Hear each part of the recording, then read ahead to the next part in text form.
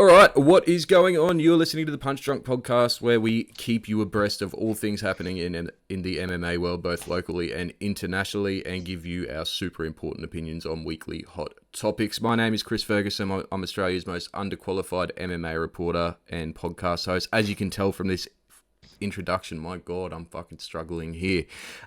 Joining me to the far right is the handsome lad Tristan Lauder, and in the middle of this meat sandwich is 5-0 professional fighter Jarrett Wilbraham. How are we today, lads? What's been going on? Good. I'm out of the van. Winner. Out of the van. I'm In a flashy hotel room. I'm in an actual room. I don't know what to do. I feel lost. It's all right. I've just realised that I've gotten my beer and not taken the top off it, so excuse me while I do this. Tristan, how are you, mate? Bro, I'm good, man. I'm good. I got a beer in hand. I'm at home, so I'm the opposite of lost. Winner, absolute winner. All right, after some technical difficulties to start the night, we are finally on. So please make sure to give us a thumbs up and subscribe on whatever platform you're currently listening to us on. If you are audio only, you can catch the video version on YouTube at Punch Drunk MMA. And don't forget to follow all of us on our various social media platforms. Punch Drunk MMA on Instagram, CFerg MMA on Twitter for myself, J Will Chillerman on Instagram for Jarrett, and Elkmeat MMA on Instagram for Tristan. They're all up in these corners of our respective videos. Anything I've forgotten? I don't think so.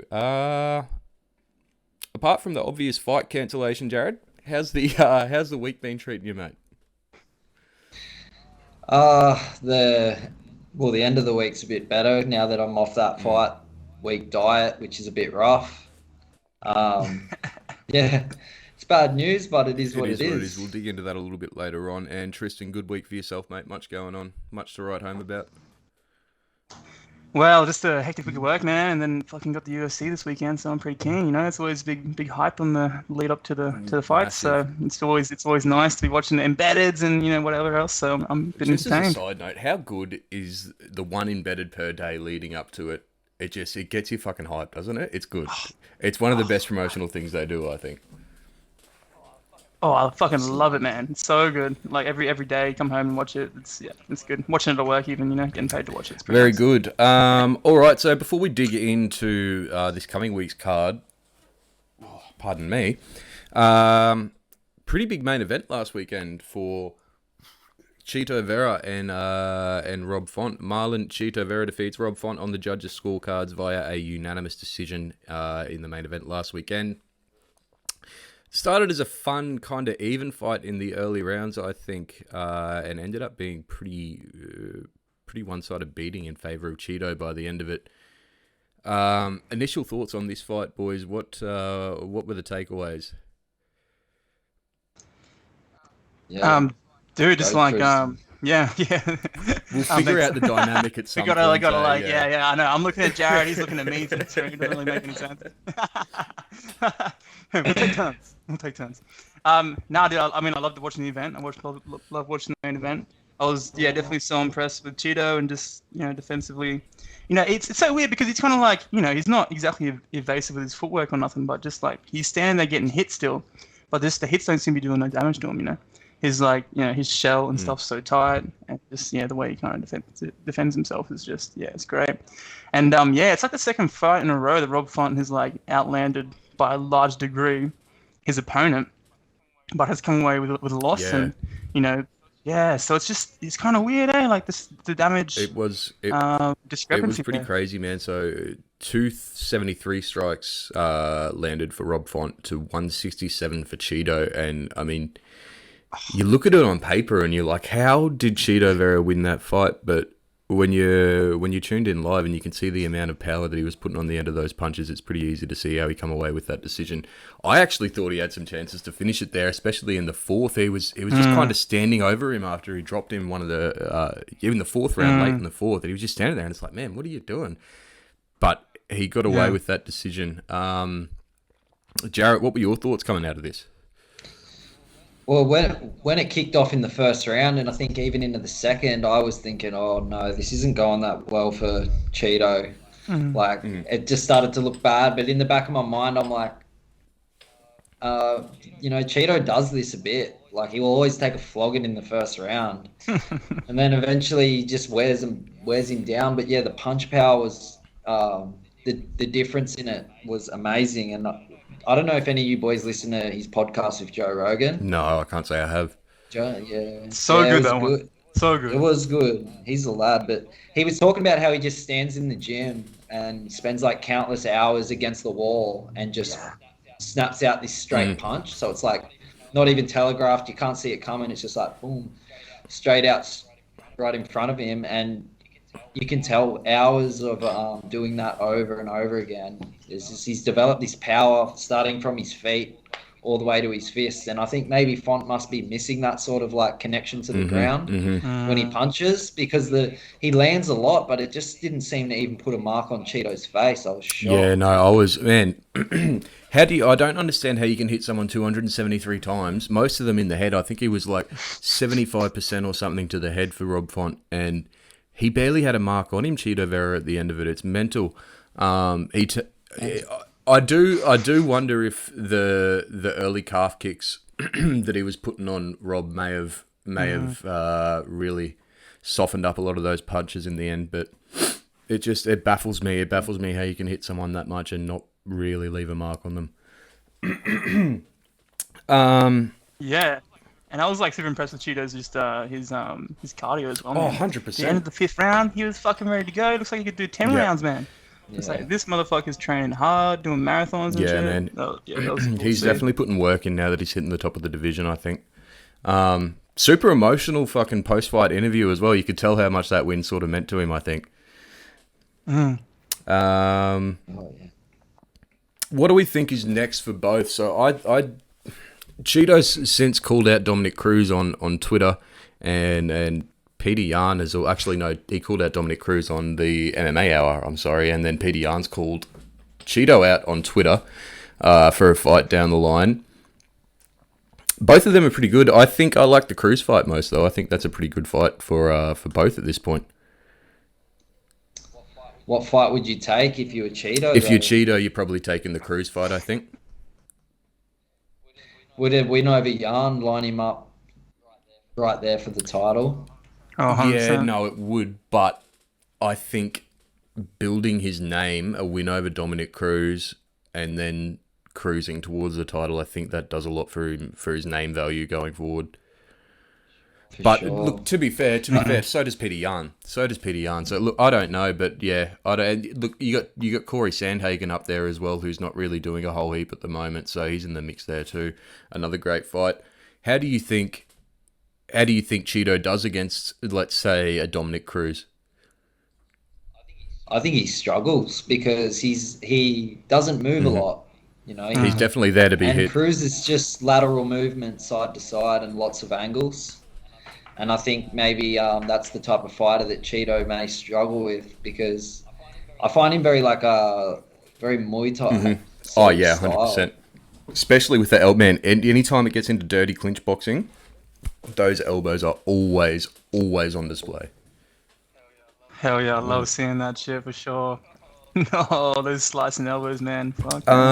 But he looked good. Like, some of the subtle footwork he would do, there was like stance switches that Cheeto would do where you couldn't even see that he'd switch. And then suddenly he's come up with that, like he'd let Font drift one way and then he'd switch his footwork and just, now his lead knee was his rear knee, brings it up the middle and took his head off nearly. Oh yeah. All right, on the sorry, you go, Tristan. Yeah. Sorry, just I know we're talking a lot about this, but I just I'm curious to get Jarrett's opinion on it. But just in terms of like stance switching and stuff like that, Jarrett, do you think that'll be like the new kind of meta, or in like MMA and stuff like that?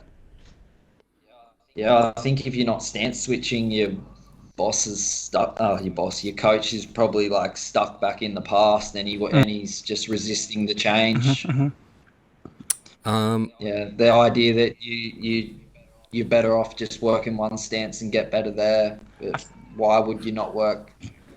It's like punching. It's like tying one hand behind your back. Fighting with one hand. think as well with the evolution of calf kicks and how prevalent they are today, I think you're really handicapping yourself if you're not training yourself off your back foot. just because you're probably going to end up there at some point if you're facing someone that's going to kick the absolute shit out of your front calf. You need to know how to be able to strike and how to be able to shoot from your opposite stance. Yeah, I think that like always training one stance kind of thing was like it's a boxing thing, right? Yeah, it comes from like boxers are real big on it, like never switch your stances while you're fighting. But just in like MMA, there's just so many different things that can go on that it doesn't really matter as much. All right, on the opposite side of the coin, Rob Font, where does he go from here? We'll go Tristan. Tristan, you can go first. So put you in the fucking hot seat. Shit, man, I don't know. I never thought about that. I never thought about all the funny. I was just worried about fucking Cheeto. But I mean, in the same sense, like seeing him fight Dominic would be cool as well. I'm not quite sure if the new rankings have come out yet. I did look at them today, but I can't tell you how recent they were updated. Yeah. But I imagine like Font's still sitting in the middle of the top 10. Actually, no, so... I think he dropped 2. I think Cheeto took 5 and he dropped 2 from memory. Yeah. But yeah, he's still sort of in the middle of the division there. Yeah, but so I think anyone underneath him would be a good fight. What do you think about now? Font's got a bit of name value, headline and a main event, and maybe looks a little bit beatable to someone like Sean O'Malley. Yeah. You know what? That's actually a very good point you make there, Jarrett. I can definitely see him as being or at least the fight being marketed in such a way that he's a stepping stone for O'Malley, and they're using him to build a bit of name value off of. Yeah, that's a very good point. I do. Has he fought Munoz? Pedro No. Has he fought? Oh, sorry, Rob Font. Up, right? Are you talking about Rob Font? Font, That's a good question. I'll find that out for us. We have the technology right here. Jamie. Let's go. No. Oh, yes, he has. He lost to Pedro Munoz in 2017. True, there you go. But so Munoz and O'Malley are, Scheduled in the works. I don't know if it's in the works. I don't know if it's leaked. I don't know if it's confirmed. But we're talking it. We've got a topic on it later on. So okay. So we'll save that for then. Look, personally, his gas tank looks fine, man, and he held up to punishment super, super well. Font did, but I still wouldn't mind him taking maybe a year or so off to try and retool and recover and figure out what he wants to do from here. Because I think he's 35 or something, man. At 35 in the bantamweight division, you might have another run left if you're lucky. So, yeah, I really think he's got to sit back and figure out what he wants to do from here, and if he's going to go for that title run, or if he's going to sit back and try and take some big money and big name fights like the O'Malley fight, like you said, Jarrett. This nearly drags us into our next topic, talking about the weight certainly cut. So yeah, I was about to ask, as someone with sort of first-hand knowledge of weight cutting, what sort of negative effect or how much do you think a bad cut would have affected Rob's performance on the night there? Yeah, a bad cut would affect the performance a lot, I'd say. It didn't. The question is how bad did the cut get? If he realized he's going to miss, just call it off and just miss. Why try to push out? Because he missed by a couple of pounds, didn't he? Yeah, I think he missed by 3 pound or something like that. I think 2.5 pounds, which is a fair bit. So, in saying that, on one hand, it may have been a bad cut, but it may have also been moderately not too bad of a cut. But if he went any further, it would have been. Yeah. So you think he might have saved himself a little bit by not going that extra mile there and trying to make that I think he could have saved himself a bit there for sure. Yeah.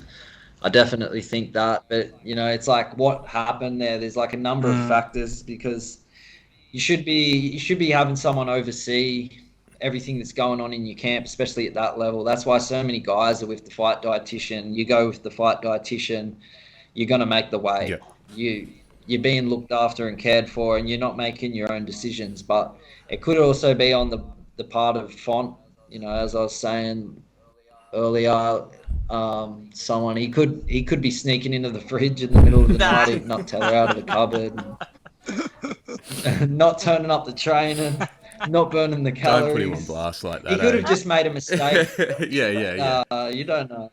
I got to play the devil's advocate here of all the things that could have happened, but he could have had the wrong diet. Like fight week, he could have ate carbs for too many days closer to the fight, and his body held on. Yeah. He could have quite easily ingested a fair bit of sodium and held on to the water that way. So there's a number of things that could happen. Yeah. You have KFC one time. And yeah, that's it. You have KFC one time and you weigh an extra 4 kilos for the next 2 weeks. We're having some technical issues on my side. Sorry, lads. So I'm fixing this. But while I do this, the old topic of the 10% per pound missed of your purse should go to your opponents. Jarrett, I'd like to get your opinion on that mindset when it comes to something like fighting. Do you think that's an acceptable sort of, I guess, punishment for missing weight? It depends on how much money you're getting. Yeah. You know, let's say it's at a local level. I'm pretty sure every single fighter will happily give away their pay to not have to make the weight. But on a high level, it definitely makes a lot of sense on a higher level, because potentially you're going to fight someone that could shut your lights out and give you a brain injury. Yeah, it's definitely a massive risk. The fact that now that they're heavier, they got more of ability to do that. It's an unfair advantage. Yeah, look, I mean, when that sort of come up, I was a firm believer in that for a long while, and I sort of was just like, yeah, if you miss weight, you've got to fucking, you know, there's got to be some sort of something to your opponent to your opponent for that. But I sat back and thought, and I think there's a bigger issue regarding the weight cutting culture in general, especially at the highest level. I mean, there probably always has, and there always will be, and there has been in wrestling for years. But as you said, Jarrett, with the science behind weight cutting getting better, and you've got people like the fight dietitian and the combat dietitian and the angry dietitian and the UFC PI and all those sort of guys, you'd think, well, my line of thinking is anyway, surely there should be some sort of discussion about getting those type, maybe not those dudes specifically due to conflict of interest and stuff, but someone with that sort of science knowledge behind everything with the human body in regards to weight cutting, putting some sort of regulatory board together that sort of oversees that at the highest level. And I understand there's red tape and everything that goes along with that, but if you set some sort of guidelines that are overseen by absolute professionals in their field that know exactly how things are gonna go with athletes, and I guess it helps if you've worked with athletes for a while and stuff as well, but like maybe then if they're following a strict regime overseen by, you know, whoever, I could understand. If you're still missing weight and if you're still not being able to get down to that weight, I can understand 10% of per pound going to your 10% of your purse per pound going to your opponent. Yeah, I don't know. Am I way out of line here? Is this something that's just fucking completely stupid, Jarrett or Tristan? Someone fill me in, because this was my line of thinking the other day. Dude, that'd be nice. I mean, if they could get that going and they could have every fighter on the roster or every fighter on the roster kind of working to a set meal plan, it's kind of, you know, make their weight cut as best as possible. I think. Yeah. Sure, that'd be great. I mean, I'm sure, like, I guess it's probably different depending on how much, how popular each fighter is, how much they make and stuff like that. But I'm sure top levels like Rob Font and stuff like that would have access to those kind of means. Surely someone they've worked with. Well, that's it, man. Yeah, and surely, like, right? Even you, so man, you, Jarrett, you're a professional level, but you're, you know, on a national stage at the moment, and even you're working with someone like the fight dietitian to help make that better. Yeah, like if I wasn't working with the fight dietitian, how would I put it? I think I would still be making the weight, but I would be screwing it, like really You'd be skinny. making it, yeah, you'd be making it in the worst way. You wouldn't be in the worst way possible, because I'd be starving myself, and then I would be still cutting maybe less water but it would still have the same effect on my body because I don't have the muscle on my frame to release that water. So I'd probably be drawing the water from different types of like cells, I think it is. Like I can't speak the way that like Geordie speaks about it. I don't know enough, but I think it would draw from different parts of your body. But I've got my own theory on weight cutting, right? Something that I come up with, and I don't know if this would work out, right? I'm interested. What if there was like around the place, you'd go in at the start of camp, so it had to be say 12 weeks out, and you'd have to go in, and they would weigh you, and you'd be a certain weight. That night you'd have to come back again and stand on the scales, and they would weigh you again. And then that morning you would do the third weigh-in, so 3 consecutive weigh-ins. That way they get this average weight, and then they say you have to be within a percentage of those 3 weights by the time that you fight. Because then it would be impossible to cut massive amounts of weight in the morning, massive amounts of weight in the afternoon, and then massive amounts of weight, say, midday the next day. So you'd have to just be there to moderately dehydrated if you wanted to try to do that. It would only be 1 or 2 kilos, and then you'd have to fight within a percentage. So you may as well just not cut weight at all. I don't know. I think that's a theory. That to me sounds a lot cheaper and easier to implement than the road that I was going down there. But you know, because obviously I've never heard of it though. I've never heard of that. Yeah. Chris is like, there's somebody watching you at all times, eat every single fucking meal you have. It's like Big Brother, bro. You could dead set make a reality. I wouldn't be surprised if we saw. Oh, they have. Yeah. If I don't even want to talk about it. Anyway, yeah. Because the way one I was going to say, so with their, you know how their rehydration tests work, yeah? Yeah, well, you can just drink like distilled water, have a full bladder, and then you can go and sweat out the whole day in a sauna, and then piss into the cup and still make the weight. Okay, so no it's still way. It's Is still that how it works? Easily.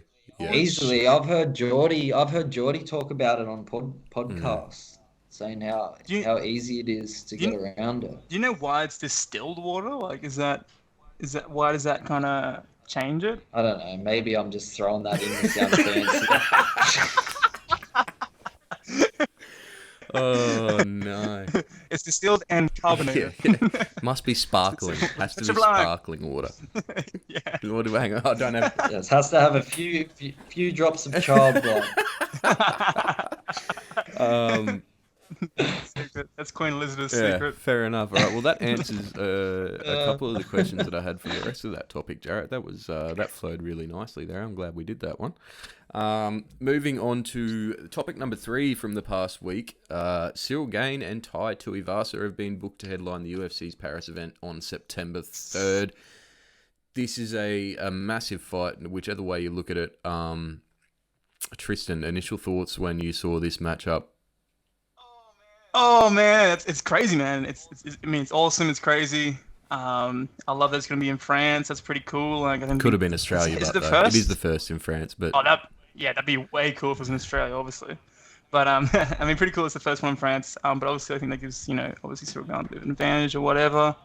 But yeah, I mean, technically speaking, like I feel like it's going to be a very hard fight for Ty. Like, I mean, let's be honest. I mean, I love Ty. He's always an underdog, I feel. He's got some mad skills, but Cyril's just a fucking weapon, man.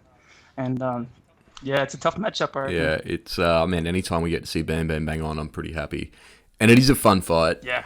Ooh. I do. Yeah. But, sorry, you go. No, sorry, you go. Sorry to cut you off, Carry Chris. Yeah.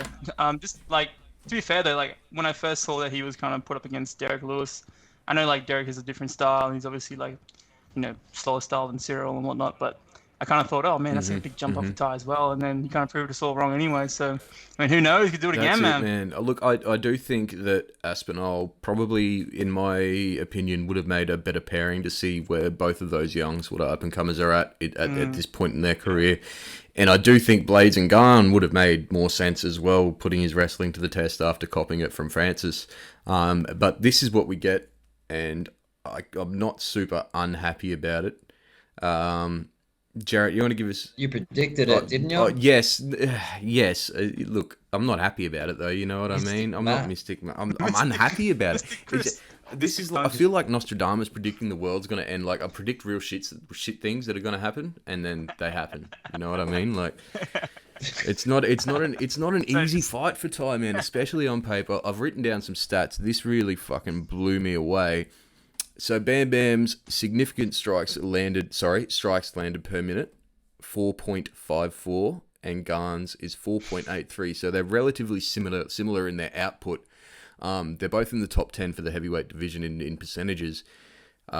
Ty's significant strikes absorbed per minute, 3.56, and Gane is 2.27. So they both have positive striking differentials, but Gane essentially every strike Gane takes, he lands an average of 3.5 back, whereas Ty is only landing around 2 return for every one that he takes. So I mean, that stat doesn't look good on paper to begin with. Cyril's speed, I think, looks pretty well leagues above Ty's. He's definitely the more technical striker. One thing I do disagree with a lot of people about on, though, is Ty's footwork. I think his footwork's super underrated. He's more than just a pub brawler. He can be a lot more calculated at times than I think people give him credit for, which I think we actually saw in the Derek Lewis fight.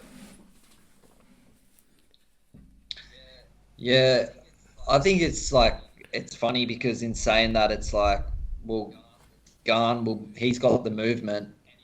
And if you were going to tell him how to fight Ty, you would say, just do what you do, just move, just move.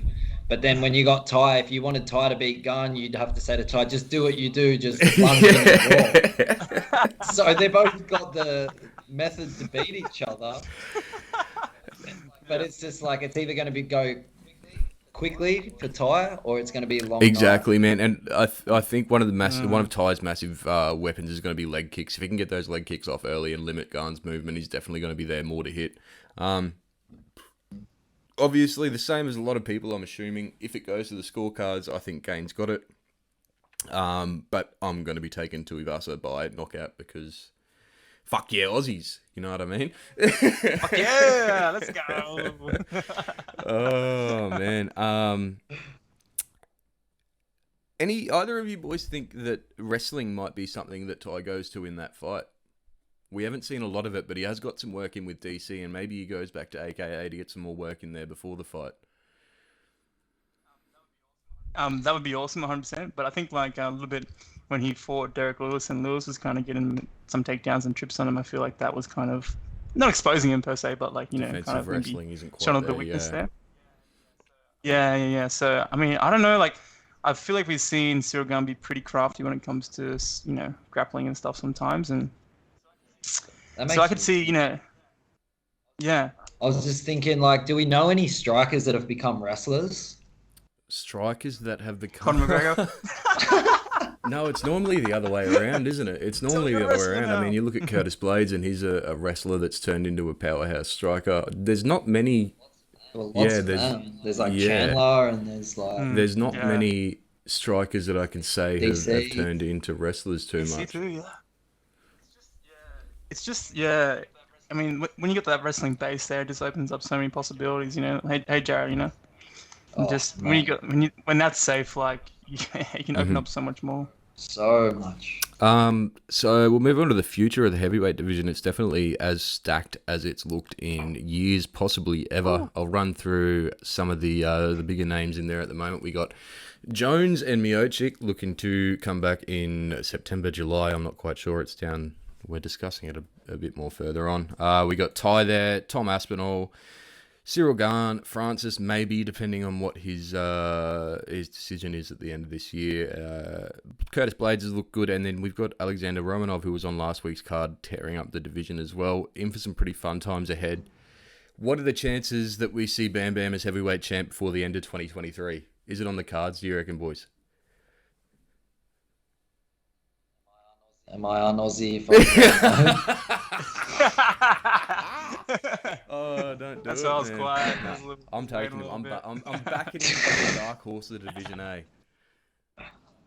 Oh, he's the man. He's the man. He's the man. Yeah, I will never not back Bam Bam. Let's go. Sure, dude. I'm calling. Okay, 2023 UFC champion. 2025 Australian Prime Minister. Oh, for sure. Who'll hold a reign on that parade? He may well be. Anyone's better than Scotty at the moment, mate. Fuck me. He will send that Chinese fleet back to where it came from. All right, moving on to topic 4. Well,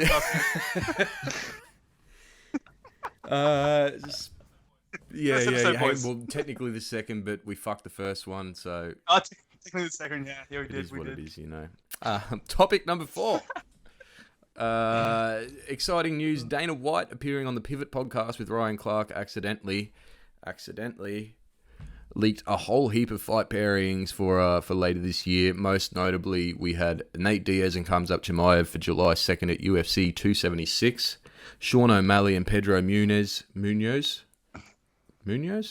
Jarrett, how do I say that? Munoz? Yeah, Munoz? I don't know. Is it Munoz? Either way, him and Sean... Learn some Portuguese, boys. Come on, read a book. Either way, him and Sean O'Malley are looking to... I'm not sure. I'm genuinely not sure if that actually got booked. I saw Sean O'Malley post about it. I really like that fight as well. He'll pull out. Sean will pull out. Anyway, Dude, he's waiting for you to get to UFC, bro. They're slated for UFC 276, according to that leak. Israel Adesanya and Jared Cannonier for the same card, 276. I'm assuming that will probably headline. I think that was meant to headline. And then Paddy Pimblett, and Ottman Azatar, July 23 at UFC London. First off, which of these bouts are you most excited for, do you think? We'll start with you, Jarrett.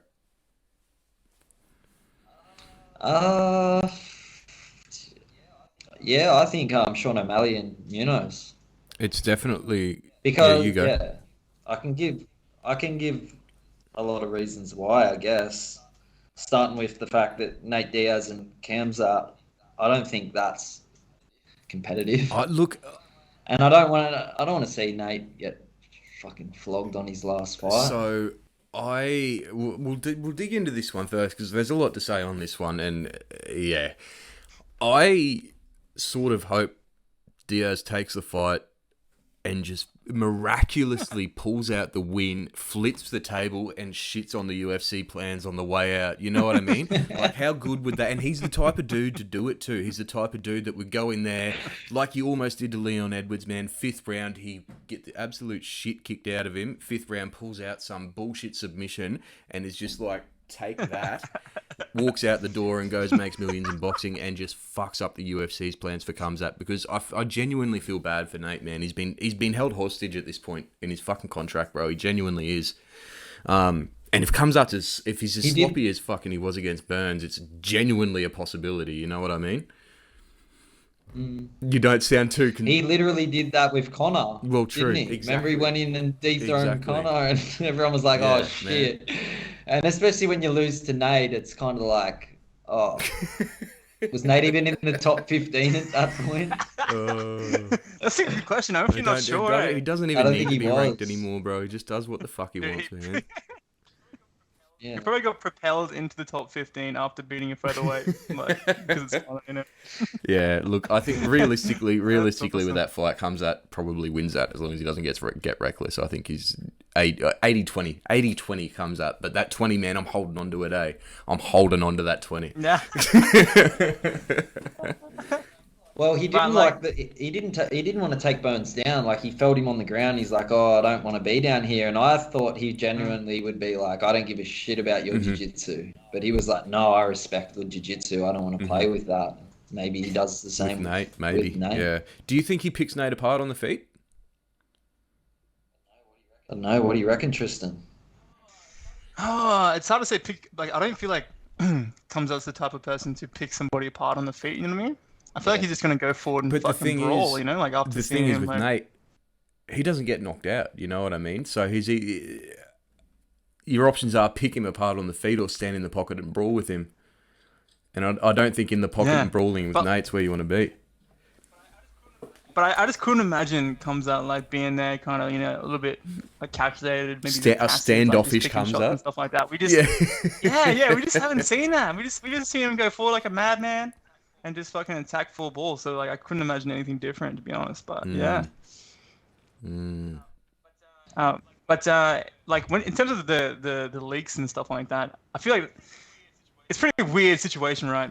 I don't know, like, where were they? Where was that podcast taking place? So that was in the war room. So the war room, or whatever the fuck they call it, where they do all their matchmaking and sit and stare at the rankings and whatever. And that's what I mean. There's no way Dana White would have done that podcast in there, not knowing that there's fights on the wall there. You know what I mean? Like, whoopsies, guys. Man, I reckon, especially the Khamzat Nate fight. That's a strong arm technique. That's a strong arm technique. So when the fight doesn't come to fruition, everyone's like, "Oh, Nate Diaz pulled out. Nate Diaz didn't want the fight." That's a good theory. I genuinely reckon that's a strong arm technique from the UFC. And then maybe, I mean, because what are they? They've offered him Nate, and they've offered him Connor, and they're the only two fights he's getting offered. So yeah, interesting to say the least. Anyway, on the O'Malley Pedro Munoz matchup, what did you reckon about that, Jarrett? Yeah, I think it's like O'Malley's first like proper test. I mean, Cheeto was a good test. Cheeto would have been a good test if the fight hadn't ended the way that it did. Yeah, exactly. We just don't know, do we? We just don't know how it would have turned out, I guess. But like, Pedro's a tough guy. Like, I can imagine the power O'Malley carries, but to knock out Munoz with one shot would be like, if he did that, everyone would be like, all right, this guy's nearly going up to this Conor McGregor status type shit. Yeah, Tristan, any thoughts on that one? I mean, it's actually a fight I'd love to see, to be honest. I mean, it seems quite interesting to me. Definitely love to see O'Malley get tested. And like matchup wise, I think it's very interesting. Like Jarrett said, like Munoz is just he's just a brick shithouse, man. He's solid, bro. He takes some damage, and but he can give it back too. So, could you imagine if you just like we have like a Cody Garbrandt situation? It's just like him and fucking O'Malley just trading in the pocket, just standing there swinging, and then just Munoz gets the fucking Wouldn't mad that knockout. just be wonderful? That would be awesome. That would be fucking brilliant. But that's the thing. It's like the way that Dominic Cruz beat him was with his brain. Yeah.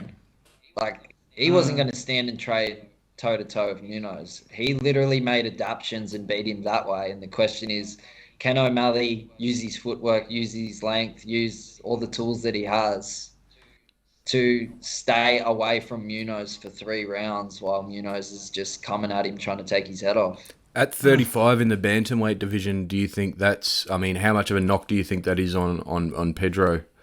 In terms of, obviously, probably power's still probably there, but speed and time, all that sort of stuff. 35, I think you're nearly at your prime in 35, and then 33 to 35 maybe, so you could still have it, but in the lighter divisions, I understand that speed's the first thing that disappears. Yeah. It could play a part, man. It could play a part. But thinking on it too, like Pedro, man, his calf kicks. He's like kind of known for his calf kicks and stuff, and obviously that's been kind of a weakness. Yeah, that is super interesting.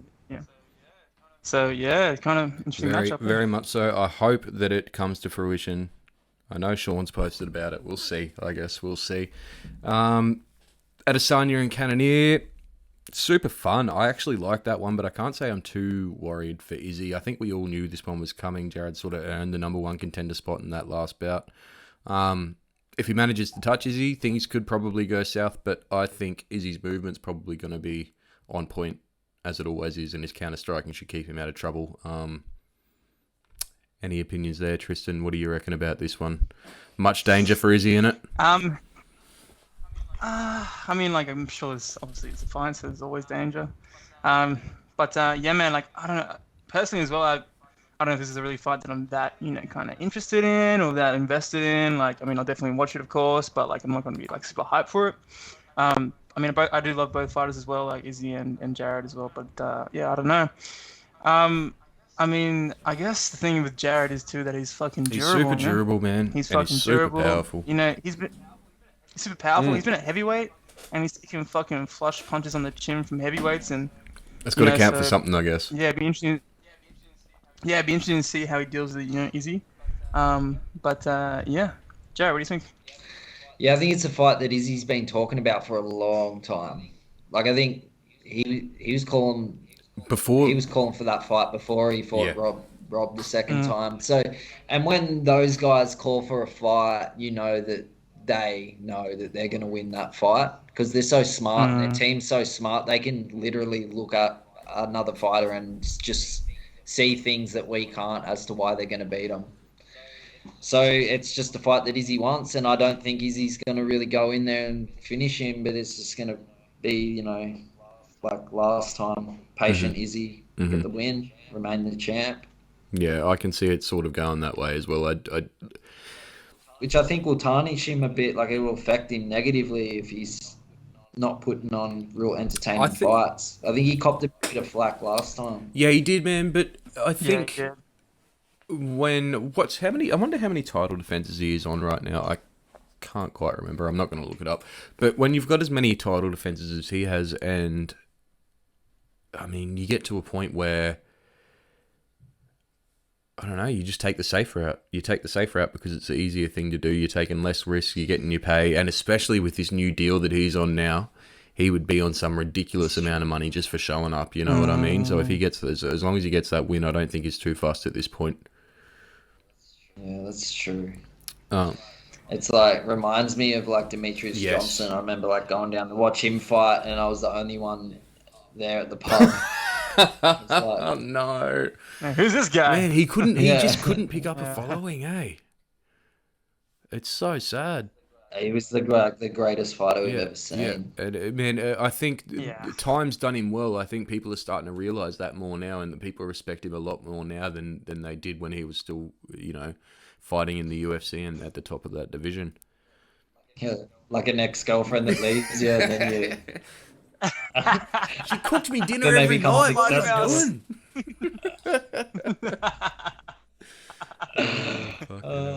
Now she's got a new boyfriend, treating her right. And what do you got? Fuck all. You go fucking Ben Askren, bro. Yeah. I mean, yeah. Poor Ben. Ben was retired when he got traded. You know what I mean? Like, he got traded when he was retired and was expected to come out and fight these fucking world-class athletes. The cunt just wanted to chill. I mean, he got his money, but the poor bastard, you know? It's like Dana going to the petrol station to buy some bait. It's like, I'm going to catch a fish with this, and that bait's Ben Askren. Oh, catching a muzzle. Fucking hell. Yeah. Holy shit. Catching a knee. And the last sort of big one that was leaked there was Paddy Pimblett and Ottman Azaitar. So you guys, I'm assuming you guys both know Ottman Azaitar was the bloke that got done trying to smuggle a backpack into the fucking Fight Island COVID bubble when they were over there doing all that. What was in the backpack? Yeah, what the fuck? What do you mean? There's been news stories reported. So, dude, it was definitely Hasbulla. Hasbulla was in the fucking backpack. So this is what caught my interest on this, and it shouldn't, because Ottman Azaitar is a 13-0 prospect, German. He's from a different background, but he was brought up in Germany. I'm pretty sure he's a weapon. Like 9 KOs, 3 submissions, and 1 decision on his record. So this is definitely not an easy fight for Paddy Pimblett. In fact, it's probably one of the hardest fights I think he's had. So yeah, he actually got cut after he got caught. I don't know what was in the backpack. I don't know who else he was with that was smuggling it in. But I remember seeing these news stories come out, and I'm like, what the fuck is that, man? That's so odd. And he ended up getting cut. Yeah, he got cut. They were like, nah, you're done. But they must have reversed the decision. So he's back now fighting Paddy Pimblett. So I don't know if he's meant to be a sacrificial lamb, but I think the matchmakers might have fucked up if they thought they were giving Paddy Pimblett an easy ride here. This is not an easy fight for Paddy Pimblett at all. Well, it plays out in 2 ways. It's like Paddy Pimblett being all mouthy lately, like whatever he says, Scousers don't get knocked out. Yeah, true, yeah. And then they're like, all right, we're either going to feed him some prey, and it works out well, or he gets knocked the fuck out and everyone's happy. Because it doesn't matter if he keeps winning or gets knocked out. Half the people tune in to watch Paddy fight want to see him get knocked out. And we've seen the same thing with Conor now. I mean, there's as many Conor fans now as there has been ever.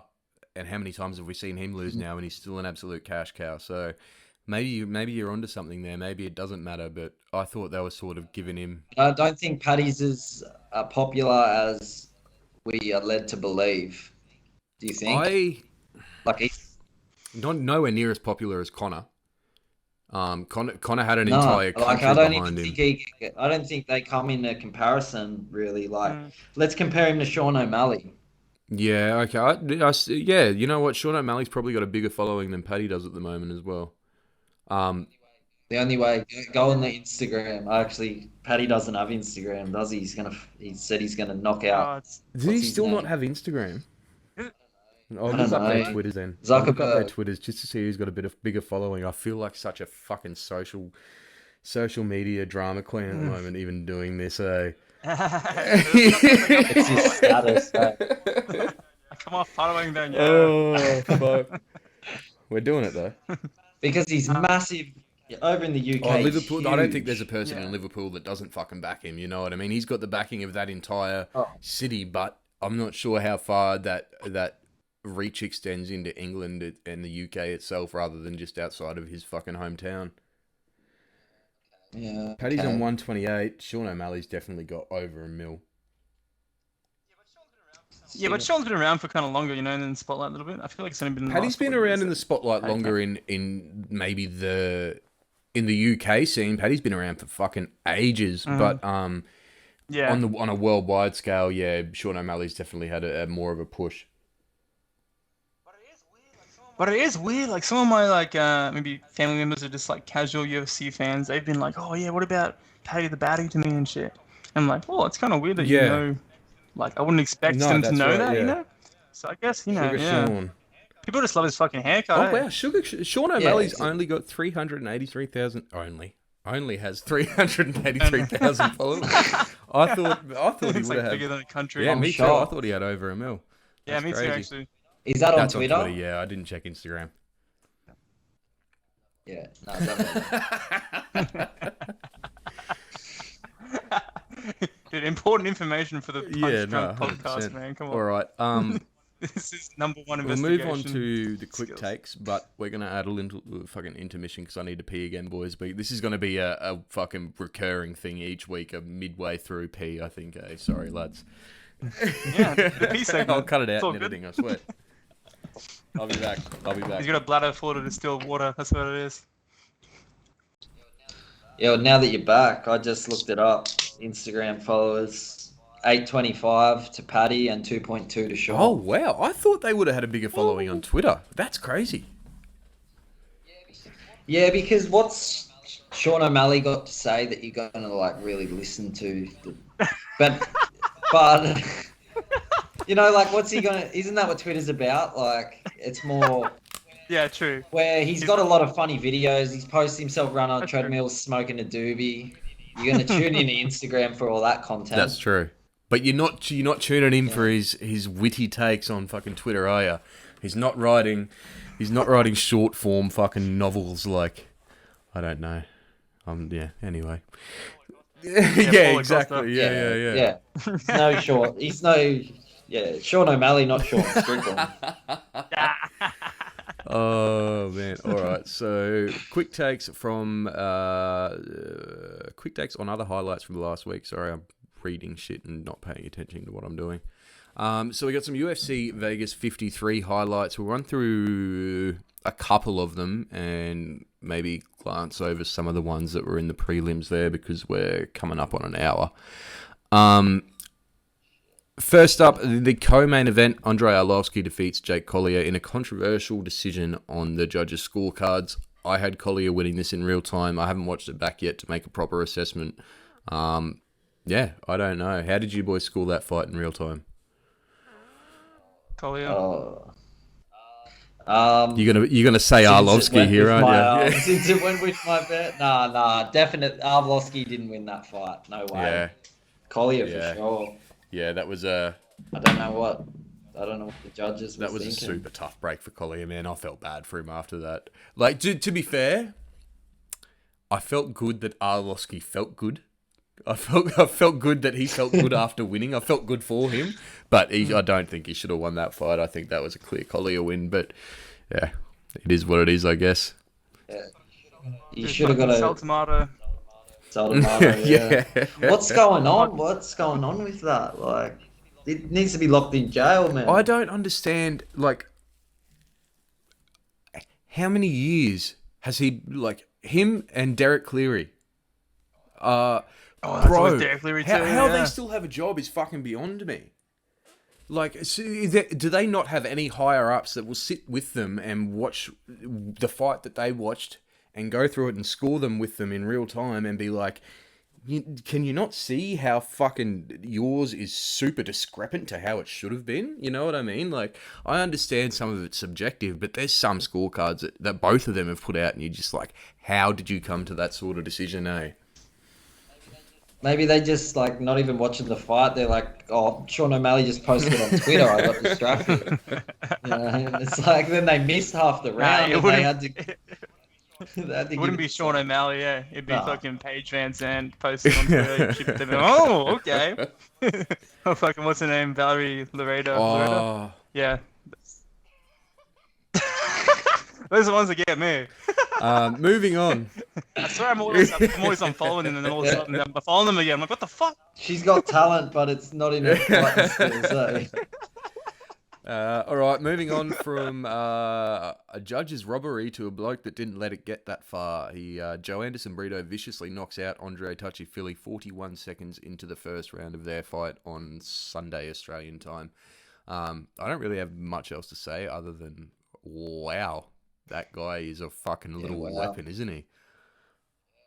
Yeah. Holy fuck. Knew he'd come forward, but didn't think he'd do that. Man, that was crazy. I'm definitely keeping a close eye on that young man going forward. Tristan, any thoughts on that other than holy fuck? Yeah. Holy fuck.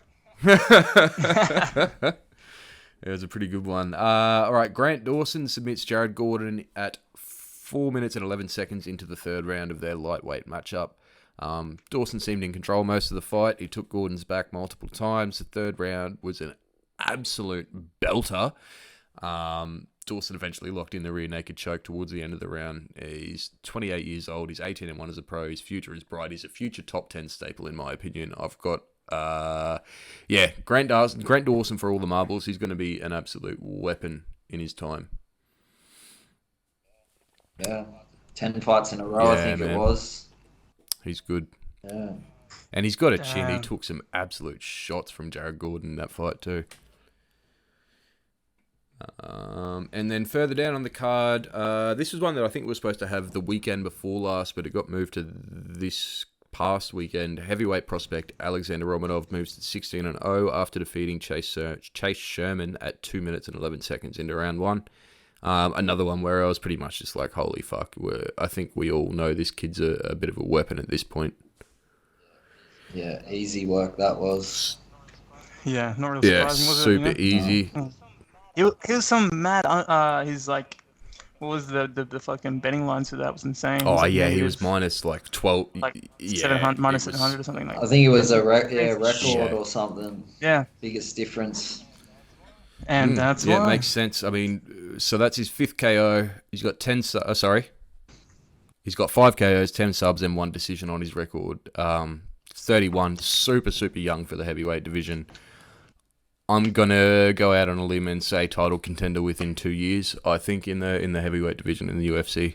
I'd love to see him move forward and maybe Chris Daukaus or Marcin Tybura for the next fight. They've both got super solid wrestling defense. I think they're both above. Actually, I think Chris Daukaus has 100% takedown defense, and Marcin Tybura is around 80-ish, I think. So those, I think, are going to be super, super good fights in the way that they're going to test him moving forward. The rest of the card there, a couple other finishes. We had Francesco Figueiredo, first round knee bar over Daniel Da Silva. That was super cool to see. Yeah, that was super cool. Gabe Green, second round knockout of Johan Lainez. And then Shani Young, second round knockout of Gina Mazzane. Those last three, I actually didn't get to see. I slept in. I slept in that morning. Did either of you boys get to see any of those fights? I saw highlights. No, I was sleeping too. Yeah, I missed those ones. I think the first one I Actually, saw was speaking of which, Francisco. what time does the card start this weekend? Is it super early again? Good question, man. Yeah, I don't know. We'll figure it out. Gotta suss Figure that it one out. You wouldn't think so, would Well, you? the pay-per-views normally start a bit early because they're super stacked on the prelims generally.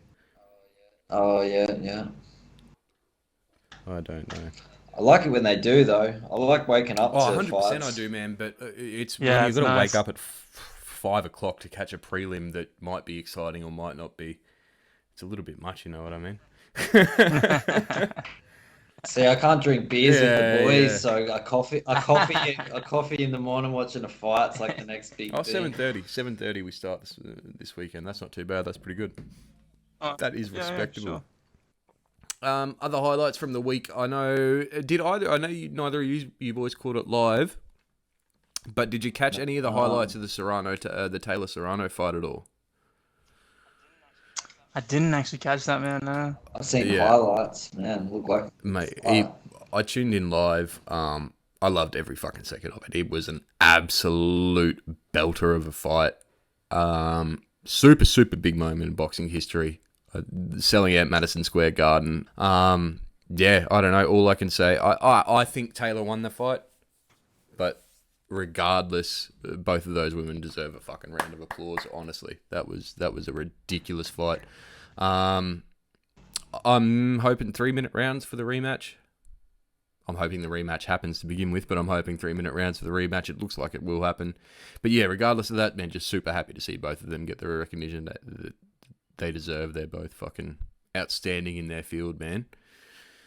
What else we got? Dan Hooker announced this week that he's entirely done fighting at featherweight and is moving back to 155. Then on top of that, we had Chael Sonnen coming in and announcing that he's heard Hooker's on the short list for the McGregor comeback fight. So I don't know. I don't know how much truth there is to Chael P. Dude, you can't trust Chael these days, man. What was some like crazy blasphemous shit he came out with recently as well? Like there was some shit that just was like so ridiculous. I can't remember what it was, but you guys, yeah.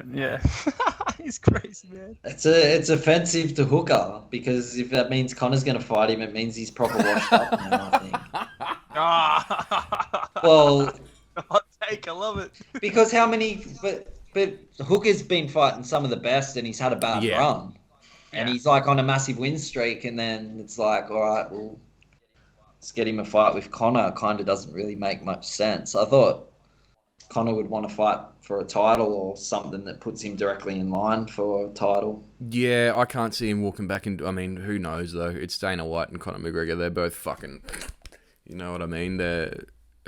If he could very well walk back into a title fight, but it shouldn't happen, really. I think it's... I don't... Hooker would smash. Well, that's... his face Yeah, in. smash your face in. That's what I was going to say. I don't think it's particularly a good match for Conor. I think that's a super winnable fight for Dan. In fact, I might even give him the edge. For sure.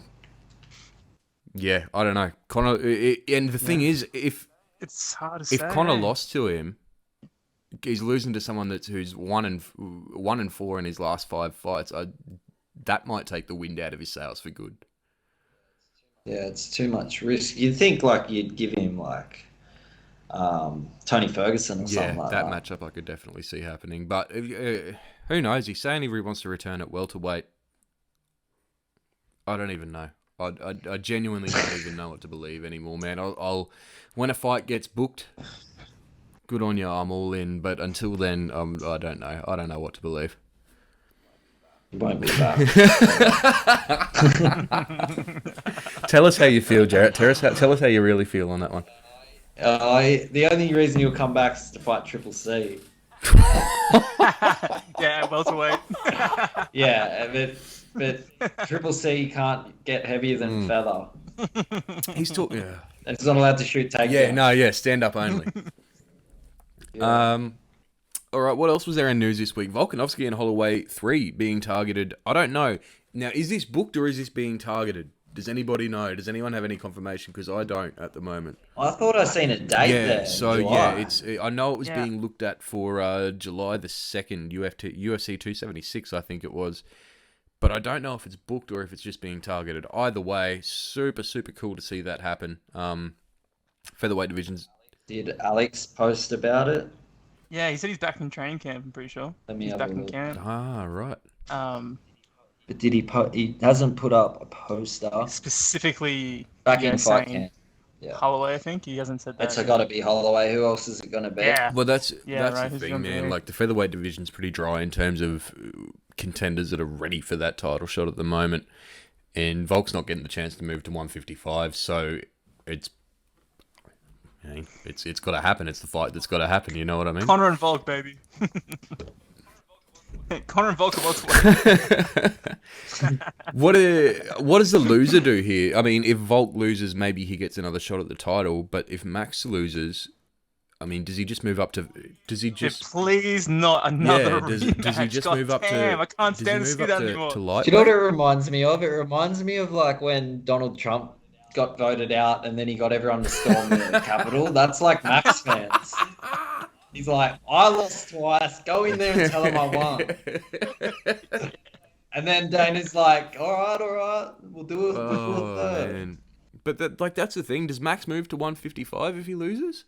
Does he have a shot at 155? I think he's got a good shot at 155. He tried against Dustin. Yeah, he did, but he come up. Yeah, I mean, that was competitive, though. Yeah, that was a super... I mean, I think Dustin clearly won, but it was a super competitive fucking fight, though. Showed how hard it is to go up, for him to go up the weight, though. The weight was a factor. I don't think... I mean, I think he did an Israel Adesanya where he went up to light heavyweight, sorry, you know what I mean, and didn't really put on bulk, didn't put on size, just got a little bit bigger, just went in and didn't cut as much. So, I don't know. I'd be interested to see how Max looks at 155 regularly. I think he'd fill out. If he works. Yeah, I think he'd fill out a lot more. Dude, could you imagine seeing Max just fucking... Max with power, bro. Could you imagine someone with the output of Max with a little bit more fucking... He's got power, but a little bit more power behind it. He'd be putting people out. Never cool to see. Anyway, yeah, I don't know. I was hoping to see Max move to lightweight before this rematch, fight his way to the title, and then have the rematch at 155 for all the marbles and the fucking double champ status on the line for Volk. But obviously, a lot of moving parts in that one. Yeah, a lot of fucking moving that was cool. parts. That'd be cool as fuck, though. We need to have a segment where you do some crazy prediction dream. like that. You know what I mean? Because if that comes true in like a couple of years' time, we'll have to dig deep back into these podcasts to find your prediction. Yeah. Yeah, no, I don't know. But Ed, what's the chances of it coming true? I don't want all these fucking ridiculous predictions out there. I'm the odds maker, so I'll tell you. It's paying pretty good. Yeah, let me get some futures on that. All right, we'll move on to this coming week's card now. Your lightweight main event for UFC 274 is Charles Oliveira, the $1.54 favourite in this matchup, attempting his third title defence opposite the underdog, Justin Gaethje, who can currently be found at $2.37 to win. Pretty surprising odds to me, Jarrett. What do you think is going to be the deciding factor in this fight? Well, how far has Gaethje come since fighting Khabib? Obviously, Charles Oliveira doesn't take down like Khabib does. And the other thing is that Oliveira takes punishment. And Gaethje packs some serious punch and power. So it's a crazy fight, man. Could go either way. I think I'm steering towards Gaethje. Yep.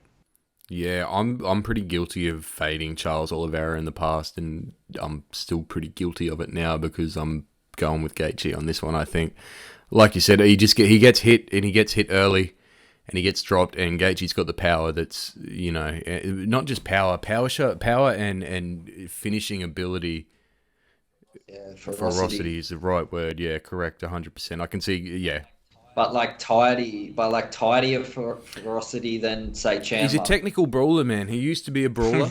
He used to be an absolute brawler. And I think he's evolved his style into being a technical brawler now. He's got heart and he can sit in the pocket and trade if he needs to, but he's also a lot better at ducking and weaving and just hitting you with power shots and not being there to hit. And I think that was the deciding factor which put me over to the side of Gaethje was the fact that Trevor Whitman's his coach.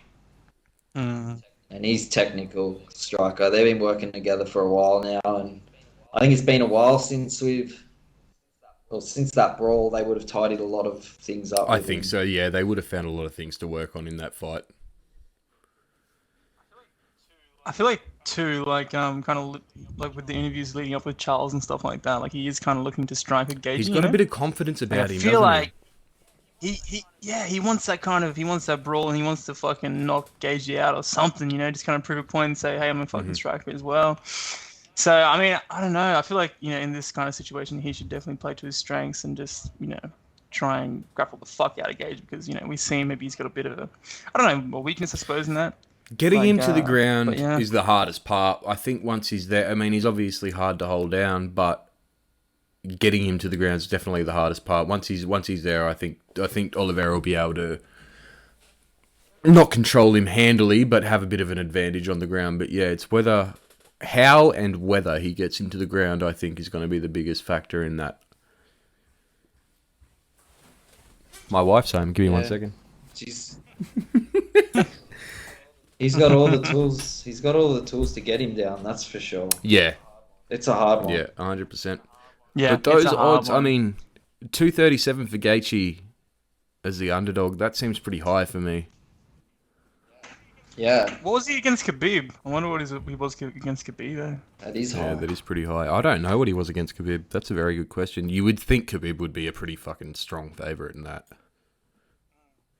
All right, next up, the co-main event for the evening. Rose Namajunas and Carla Esparza finally get their rematch for the UFC Women's Strawweight title. Rose is coming in the moderate favourite, $1.45. Esparza fills out the underdog at $2.63. Interesting matchup. I'm pretty excited to see how both have evolved in the years since their first pairing. My thoughts are pretty in line with the odds makers. Tristan, what do you think about this one? Yeah, I mean, it's exciting to see. You kind of lead up stories like this and, kind of a bit of a narrative coming full circle. So that's always cool to see in the UFC. Yeah, I mean, I saw some kind of interesting stats about, Rose and kind of her performance when it comes to like takedowns and stuff like that. And I think for like takedowns that she's faced of more than 3 attempts in a fight, she's 2-2. And under those, she's like 7-1. So, yeah, I mean, I think like last time she fought Andrade, she had a pretty great like showing of takedown defense and stuff like that. So it seems like her game is involved. But yeah, definitely interesting to see, what happens for sure. Jarrett, what do you reckon? Yeah, I think again, like Rose, Trevor Whitman, same team. I think that they're going to do well. I think it's going to go in Rose's favour. I agree with the odds makers on that. Yeah. My mind's thinking along the same thoughts as theirs. I think I can see Rose picking apart Esparza on the feet, probably taking it to a decision win. Somewhat related note, Esparza is getting married, I think, next weekend. Could you imagine going into fight week for not just a fight, for a championship belt, and you're getting married next weekend? That's got to wreak havoc on your mind, man. That's madness. Wait, so she's getting all right. So her name's still going to be the same until next week, right? Then her name's going to be different. But we'll be like, who's that? Yeah, we won't know who she is anymore. Yeah, she's a champion. From the roster. You cut all that name value gone. So Tristan, I know you're not married. Jarrett, Tristan, you're not married? No, not married. No. Look, I am married. Why did I so excited about don't it, get me bro? wrong. Being married is awesome, but I understand how stressful the week of your wedding can be. And to be fair, me and my wife did it DIY, but regardless, there's still so much going on. Like, I genuinely think that's got to have some sort of effect on her mental state going into that fight. Like, I genuinely don't think you can be 100% focused on one. You know what I mean? And dude, on top of that too, she's gonna worry about her fucking wedding photos. She's gonna get beat up a week before her fucking wedding photos, man. Yeah, I don't think Rose is gonna do her any favors either. You know what I mean? No, man. So, yeah. Anyway, something to think about there, and probably the people's main event on Sunday morning, local time. Is the Michael Chandler and Tony Ferguson fight. Tony Ferguson's anticipated return after a year away. Chandler is sitting at $1.25 favourite. Ferguson is a $3.75 underdog. Tony Ferguson seems super focused coming into fight week this week. Did either of you boys see him on the pre-fight press conference today? Yeah. Yeah, I did catch that. Legend. Such a legend, man. Fuck, I love that shit, man. I could listen to him talk all day. But he there was something about him, man. He just people are asking him, what's next after this, and I've never seen Tony Ferguson be like, I'm not looking past this fight. This is what I'm focused on. You know what I mean? Like he's always got something to say about someone that he's going to call out next or anything like that. But today he was just like, no, nothing. I'm sorry, I'm not going to be super exciting at this press conference or something he said. But yeah, I'm super focused on this event. So yeah. I don't know. I like him. I like the signs that I'm seeing from him coming into this. Yeah. Did you see the interviewer say something about Michael Chandler privilege and then laugh? Yeah. He's like, Dana White privilege. Yeah. He's like, do you think it's funny? I don't think it's very funny. Like, It just completely flipped so the script. and then put him on the spot. Yeah. Oh, it was fucking hilarious. But yeah, John Morgan handled it pretty well. He handled it pretty well. But yeah, bro, John Morgan has been copping it lately. I feel sorry for that bastard today. Yeah, he has, man. The big Colby thing. He's been doing such a thankless job for so long, and now he's got these fighters just coming out and rinsing him. Like, I genuinely feel bad for it. Even Kayla Harrison. I'm not sure if you guys saw the interview that he did with her the other day, but it was like 7 a.m, and she didn't want to do the interview, and she's like, you know what, I don't even want to be here, John. And he's like, you know what, Kayla, I don't want to be here either. I got up at 7 a.m. and full fucking rinsed her, and I was like, oh. It was fucking hilarious, man. I loved it. Yeah, look, I don't know if that's a good thing or a bad thing that he's this focused on this fight, though. You know what I mean? Like you normally see him, he comes in and he's pretty free flowing with everything, and I'm not sure if having his thoughts on a one-track mind is going to take away from that in the fight at all. He's good when he's crazy. Yeah, right. That's what I mean. You know, yeah. I think he gets a bit like manic. Yeah. And then when he goes a bit manic, he's like, that's just an unbreakable mind. He's kind of out of perception of reality, and that allows him to walk in and just like walk someone down until the end of the round. Now it's like he's thinking too well. Yeah. It's like something's clicked and he's figured out. Hold on, like there's something going on up there, man. He's like, yeah. I had to laugh a little bit, and like I think it's a countdown, the UFC countdown maybe, and he's like Ferguson's out there training. He's talking about like how he brought back his college wrestling coach to train him to be his main trainer or something. This fight, I'm like, dude, what are you talking about, man? Like, that's not good, eh? That's really not good. I know. It's just Tony shit, though. Fucking hell, Tony. Oh, man. I don't know. I think I'm giving Tony a bit more of a chance than the odds makers are. What are they giving? They're giving Tony's a $3.75 underdog. Chandler's a $1.25 favourite. I think it's a bit closer than that. Before I heard that news about his wrestling coach, Tristan, I had it at about maybe 60-40. You know, I thought it was pretty close, but that's not a very reassuring tale you just told me. So we'll see how that goes. Mate, he's bringing back the ankle kick. Did you see him on the stage today? Yeah, how good was that's it? the one. How good was it?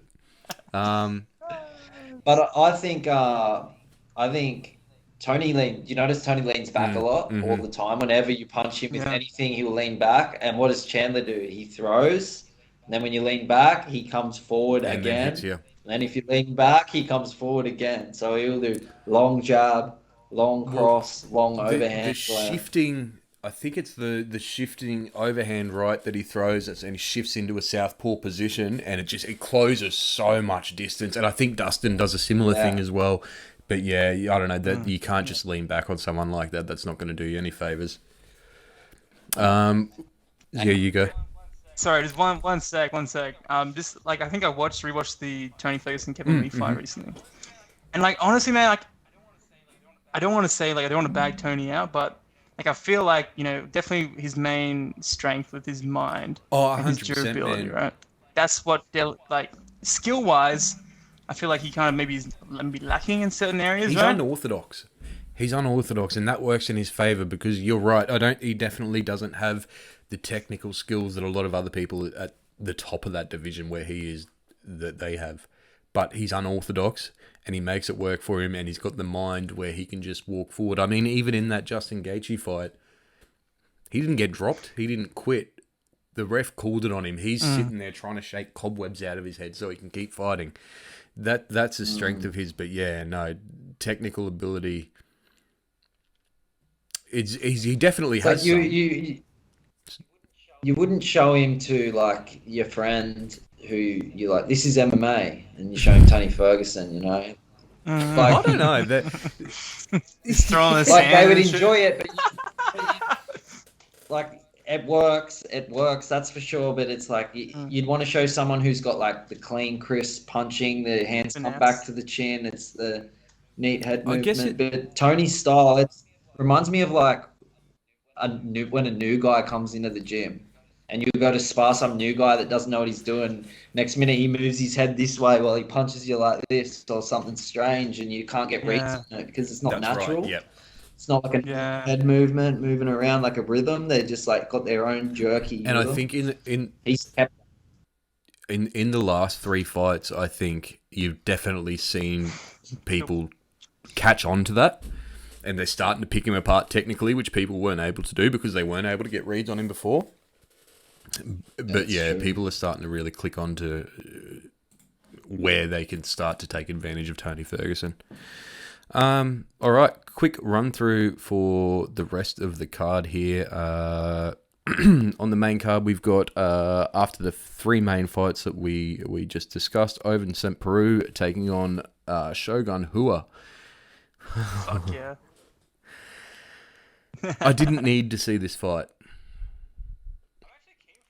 I'm actually keen for it, man. I don't know what it is. I just love seeing veterans versus veterans. I feel like that. No, I understand that. I do, and I don't know. Maybe I should feel good that Shogun Who is still getting cash and still getting placed on main cards. But should it be on the main card of a pay-per-view? Really? No. Yeah, I don't know. I guess maybe because Charles is Brazilian as well. Maybe they just wanted to put another Brazilian in there. I'm not quite sure. Maybe that plays a factor or something. But probably not.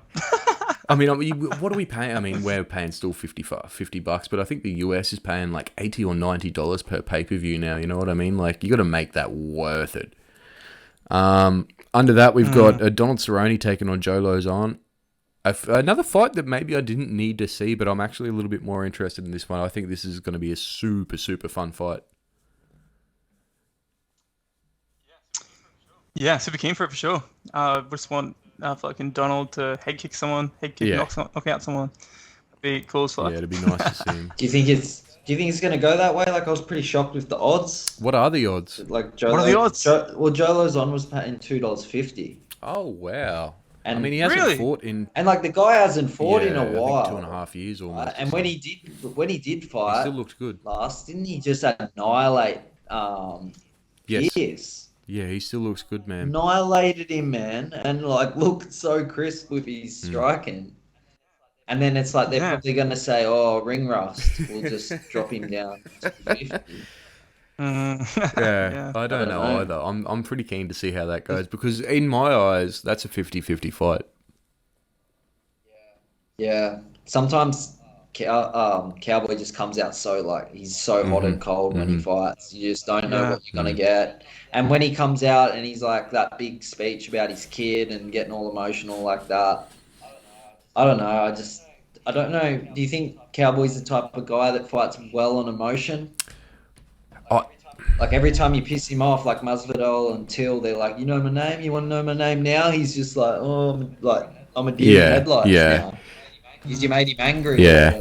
I don't know. I don't know how I feel seeing him emotional like he was talking about his kids. Like it's wonderful to see someone feel that sort of love and that for their kids, but to come into fight week and be talking like that and have that sort of stuff going through your head, I don't know.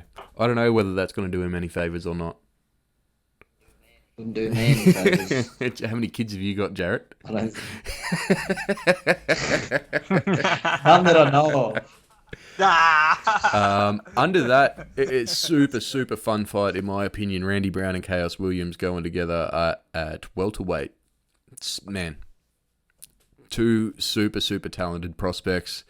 Chaos Williams is obviously... What was the last fight? He got massively blown up after that last fight that he had. Who was it? Sorry, give me 1 second. Miguel Baeza. Knocked Miguel Baeza out. He got a massive push from that. It was all over social media. This one will be fun. Randy Brown's always good fun. Yeah, I don't know what else to say about that one. Jarrett, you got much on Randy Brown and Chaos Williams? No, I haven't really looked into that one, to be honest. I'm interested. It'll be good, man. I genuinely think, man, that might even be a fight. Maybe not a fight of the night contender going over the rest of the top card, but it'll be up there, man. That'll be a good one.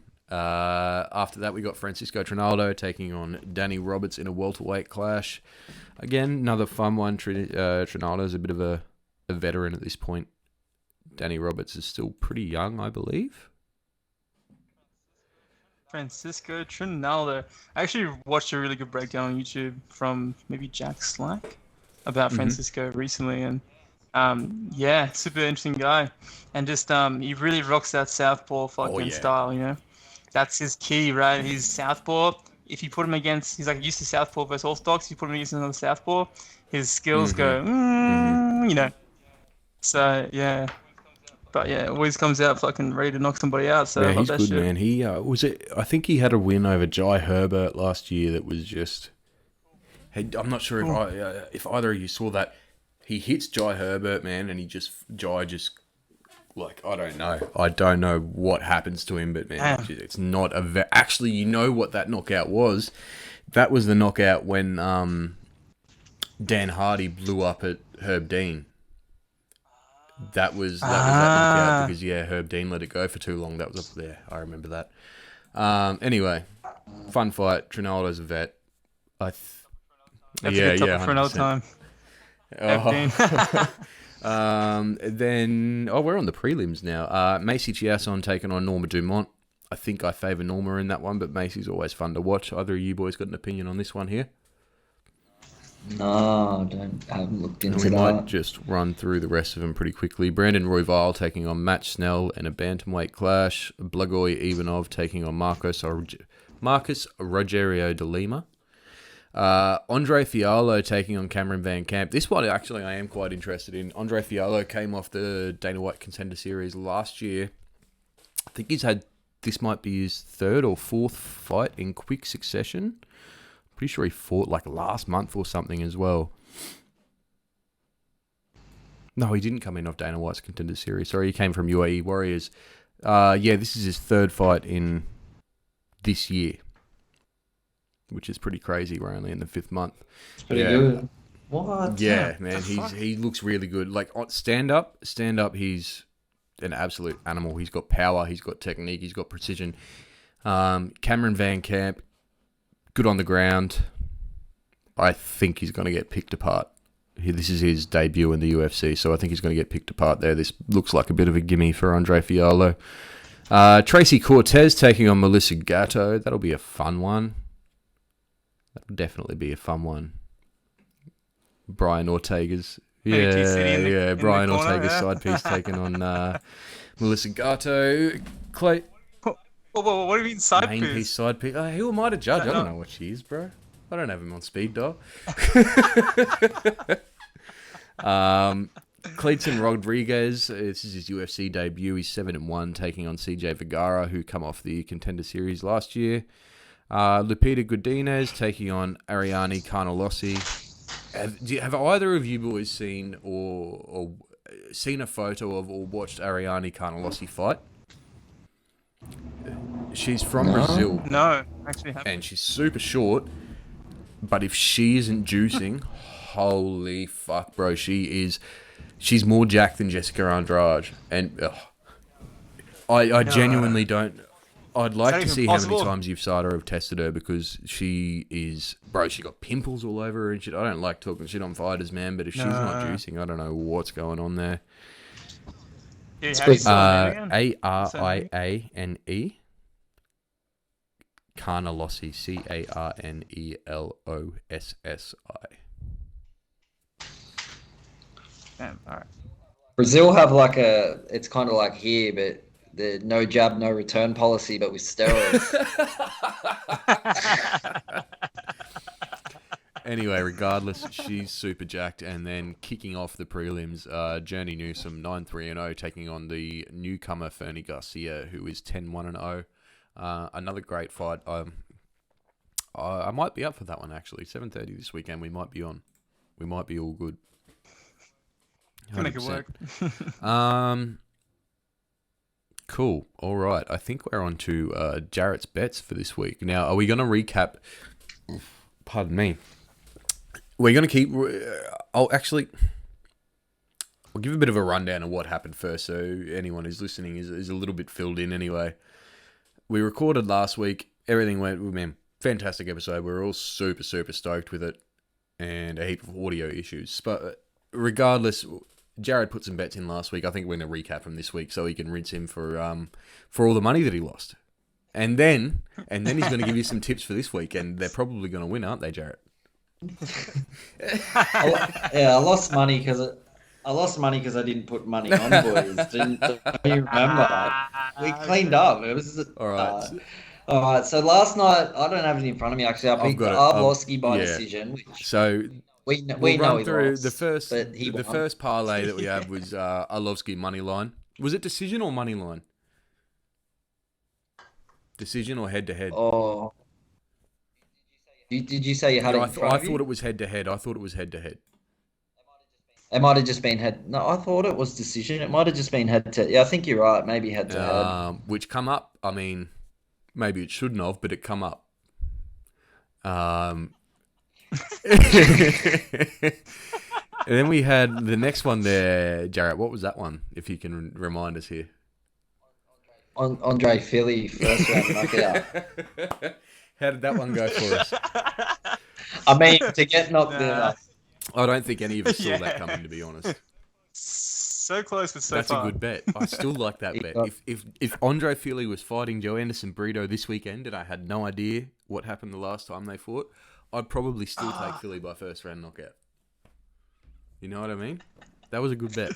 I think anyone who said they had money on Brito would be like, you They idiot. might have hedged on Brito, but they're not they're not taking their main bet on Brito. And then Cheeto Vera to win was the last one there, which come through for us. So that one was all right.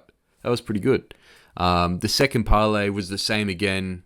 Sorry, the first parlay was Andre Philly by KO. The second parlay was Andre Philly by KO round 1. That was the only difference in those two there. And then what was the last single that we had, Jarrett? Brito to win by submission was paying $19. That's all right. Look, to be fair, he had six subs on his resume there. That's paying good money regardless. I'm still taking that bet tomorrow as well, you know what I mean?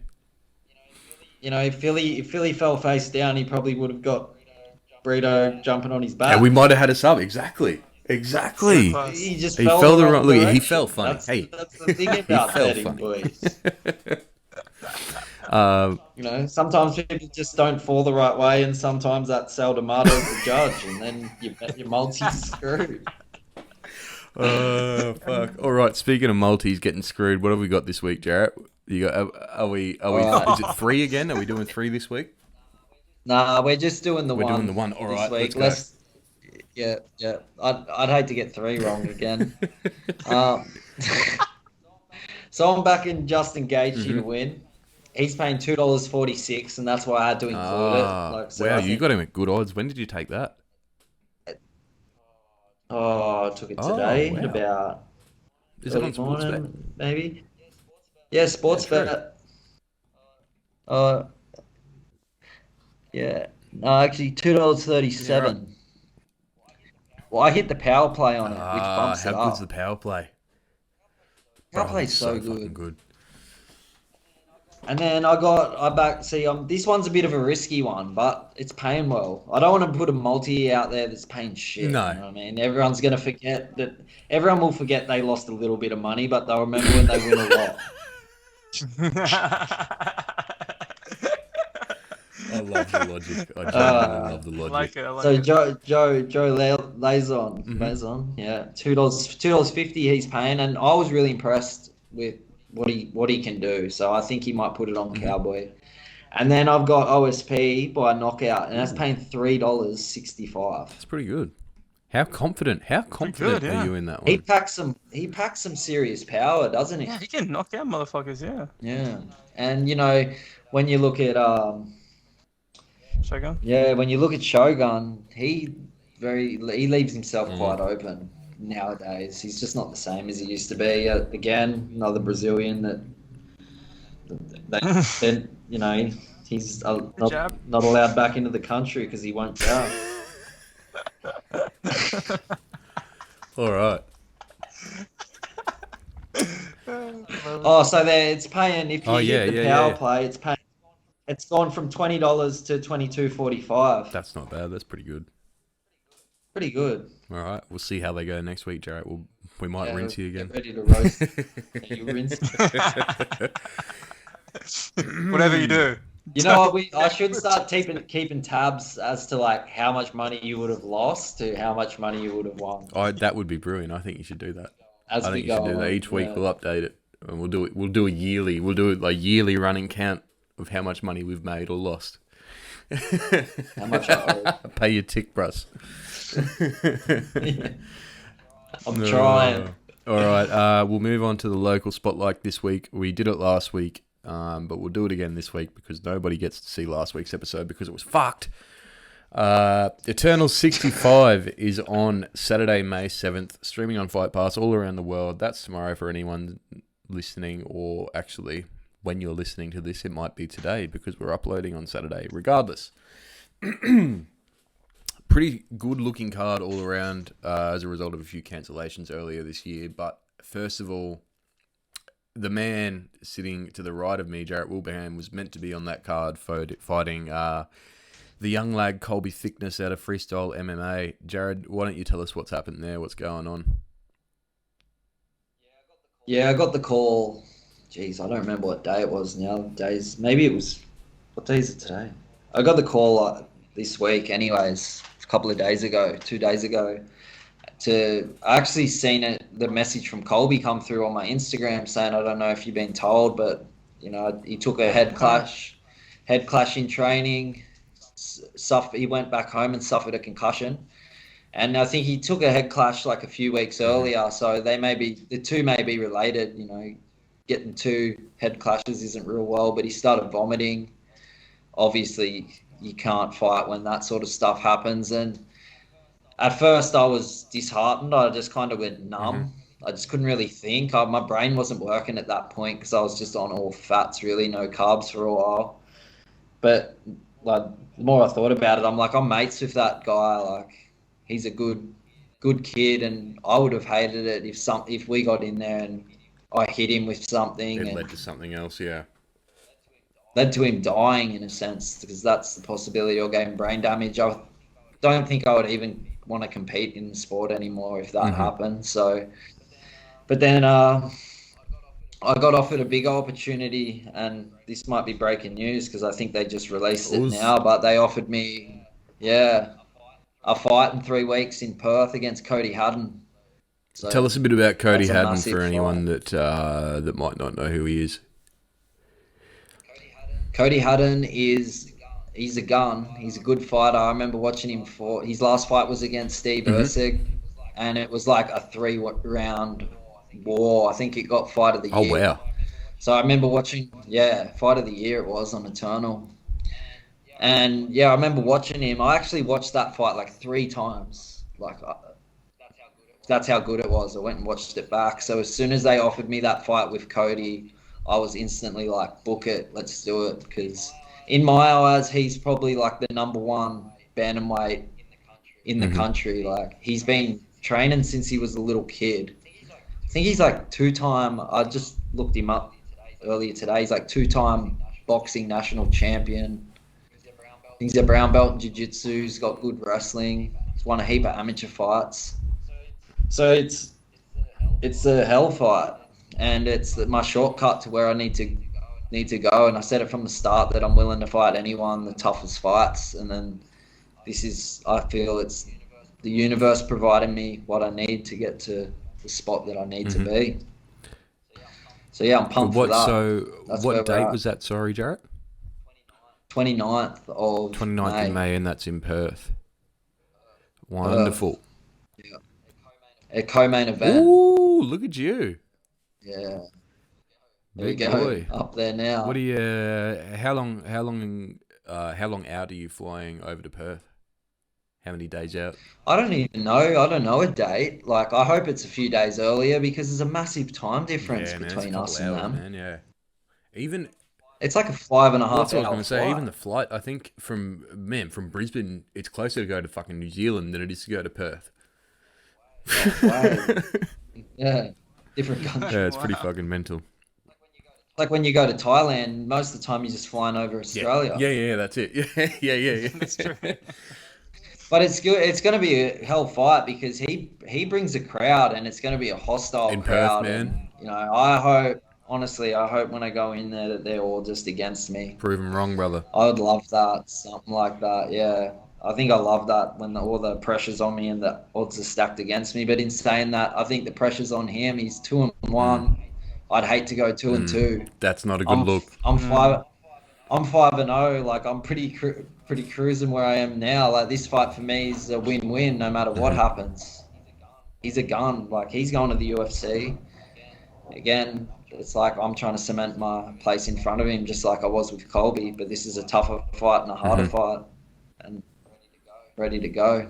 Love it. Jarrett, is there a reason why he's taking the fight on short notice too? Like, it's only 3 weeks, right? Is he also? He's been training. He's in the same boat as me. No one will fight him. I think the article I read on him today was like Cody Hutton, the Australian MMA fighter that nobody will fight. Story. I'm like, why haven't they been bringing me? I've been asking for the hardest fights for nearly 2 years. Apparently, now. story of the country, man. Because I don't know. I mean, Alan Philpott had a heap of dramas getting a fight booked as well. Apparently, no one wanted to fight him.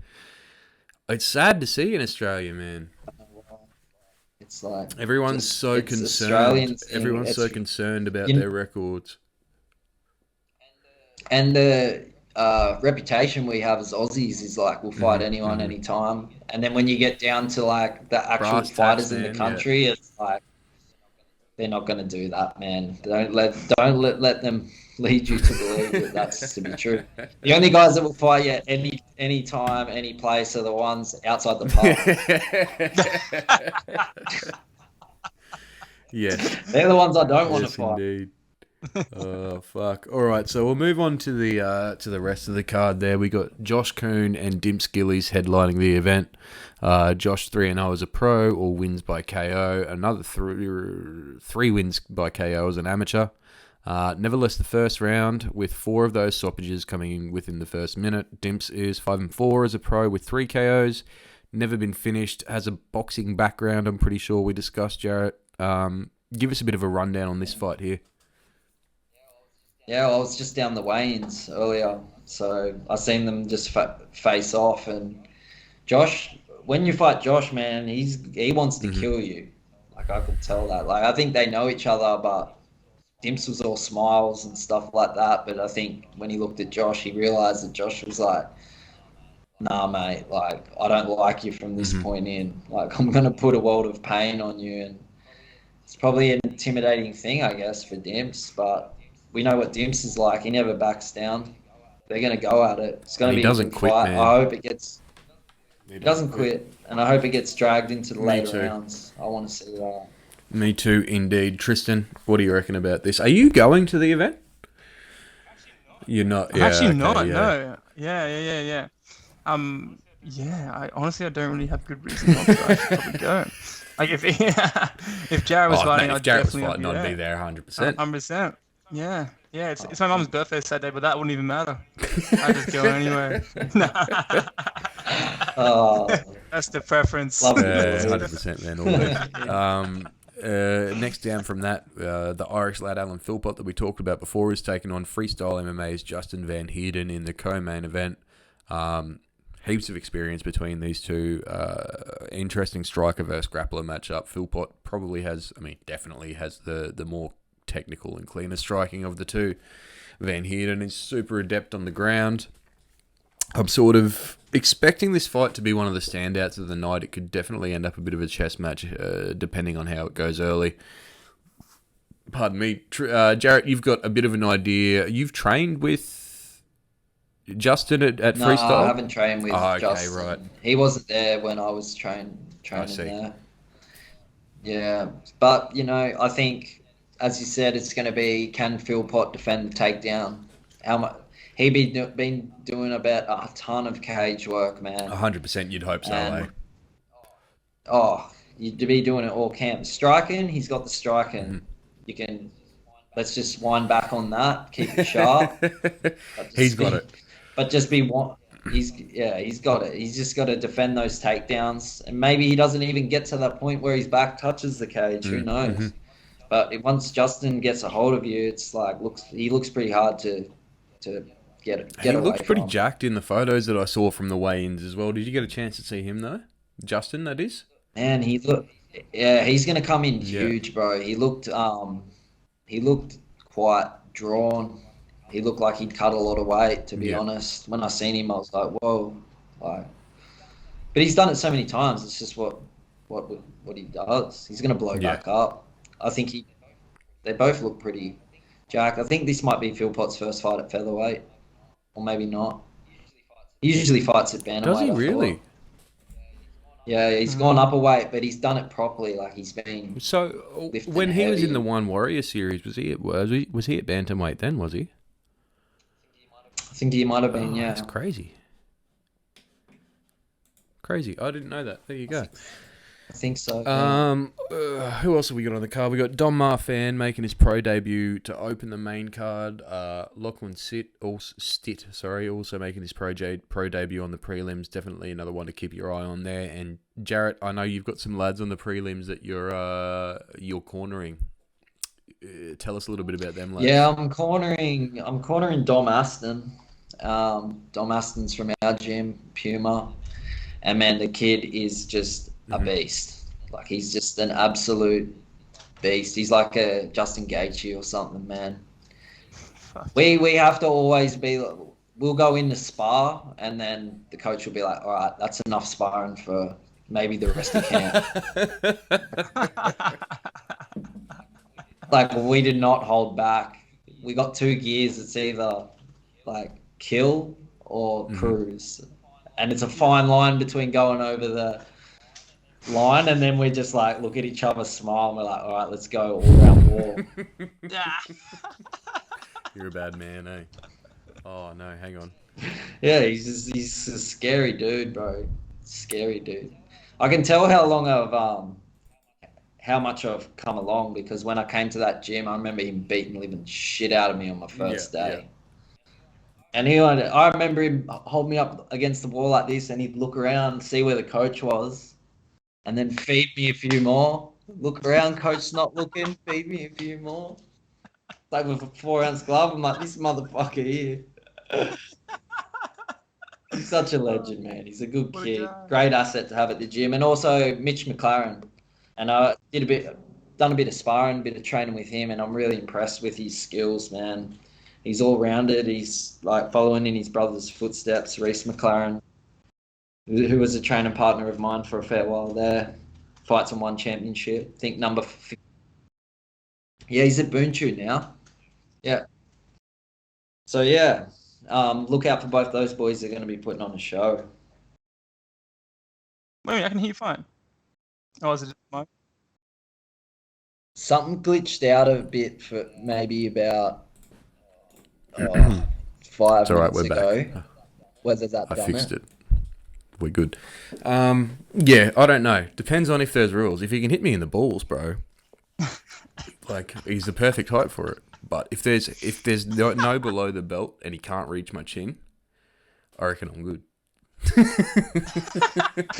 You just fucking boot him in the face. Even I don't know. Boot old Mike. You know, a 12 to 6 elbow on the top of his head and just like compress his spine. I don't know. Dude, I feel like the thing about midgets is that like I don't know if BJJ would work on a man, because like you imagine trying to fucking choke out a midget, dude. They're all fucking. There's no neck, man. It's all his head.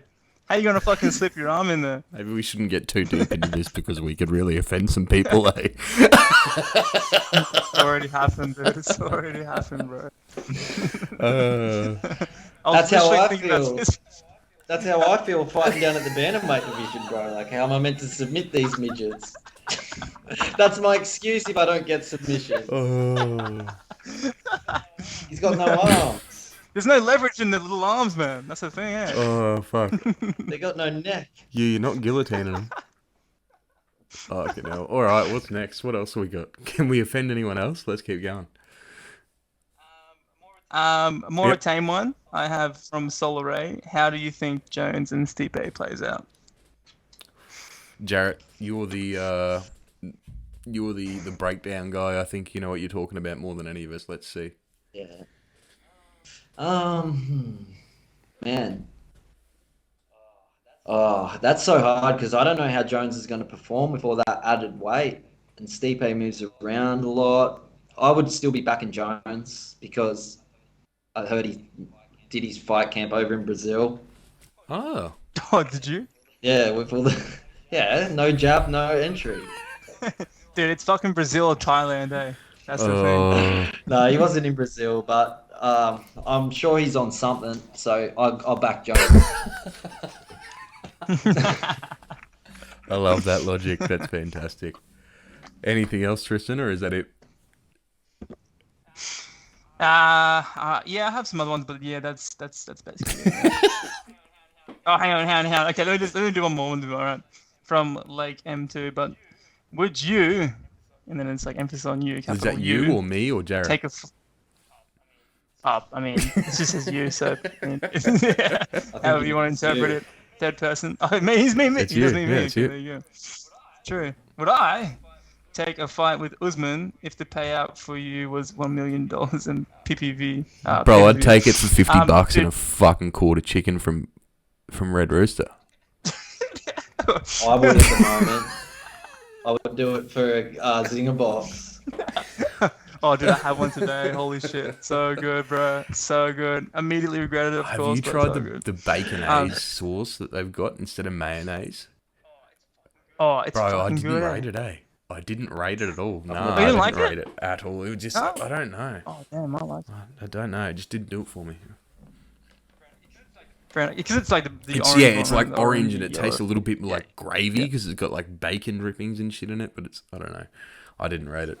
Yeah, it's disgusting. I love it.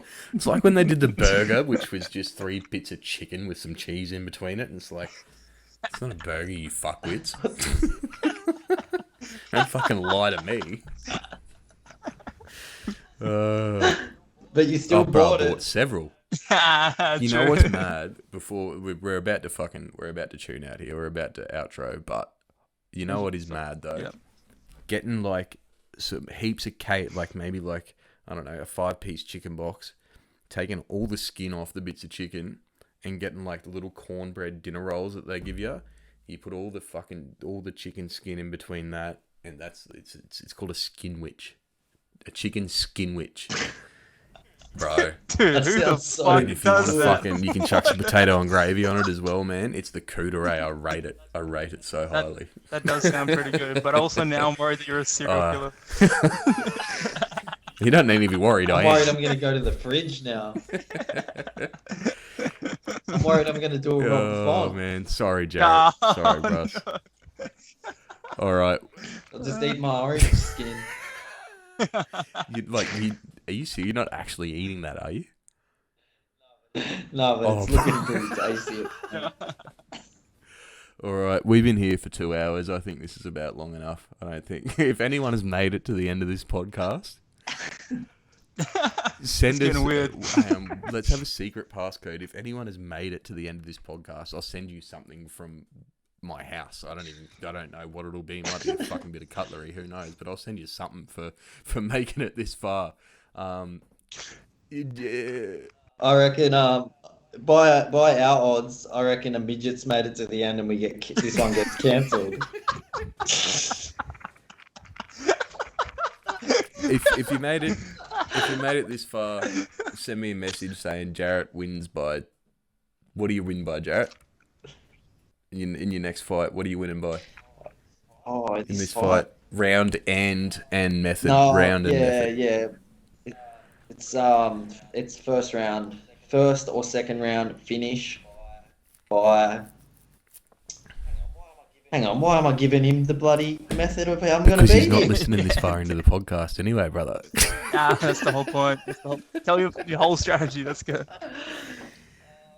You beat him by all check. You beaten him in the first or second round. I think I'm just gonna play the game that he wants to play against me. So like if he wants to strike with me, I'm gonna strike with him, and then if he wants to take me down, I'm just gonna try to take him down. Like it just does. He's gonna shoot on me, and then I think I'll reverse him, and then I think I can't pick it. I haven't even thought about it. I have to like meditate on it. If I say it now, I'll put something in my head that won't come into fruition. Well, all right. Send Jarrett a message. He wins by meditation. Yeah, meditation. There it is. Send him a message. Anyone who's made it this far, just let us know that Jarrett's winning by meditation. Send me or Jarrett or Tristan a message, and we'll hook you up with something from my house. I'm not sure what yet. Maybe this fancy little pen. I don't even care. And get the circumcised around. Maybe it'll be both. Who knows? Might be a combo deal. I'll send it over. All right, let's get the fuck out of here. We have been the Punch Drunk Podcast. I'm Chris Ferguson. That's Jarrett Wilbraham, and that is Tristan Lauder. You can catch us. Our social things are in the video above us. Just do that. I'm too tired to be going over all of it right now. Give us a thumbs up on the YouTube. Subscribe on the Spotify. Do all the things. It does things for the various algorithm overlords. I'm going to bed, boys. I'm going to fucking bed. Signing out, gentlemen. Thank you very much. Signing out, boys. Thanks, man. Thanks, brothers. Take it easy.